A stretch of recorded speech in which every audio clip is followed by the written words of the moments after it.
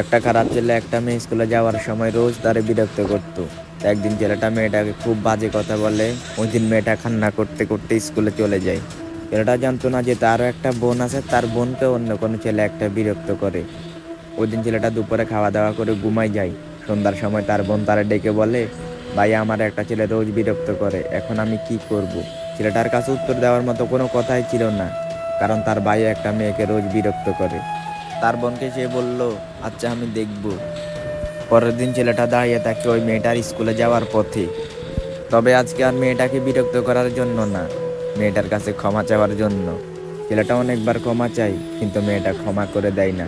একটা সময় মেয়েটার সামনে ছেলেটা এসে পড়ে, মেয়েটার কাছে হাত জোর করে ক্ষমা চায়, তারপর তারে ক্ষমা করে দেয়। তো ভাইজান, তা হচ্ছে গিয়ে বাসায় কিন্তু সবারই মা বোন থাকে। রাস্তায় কখনো কারো বোনকে ডিস্টার্ব করবেন না। হতেও পারে আজকে অন্য কারো বোনকে আপনি ডিস্টার্ব করছেন, কালকে আপনার বোনকে অন্য কোনো ছেলে ডিস্টার্ব করবে।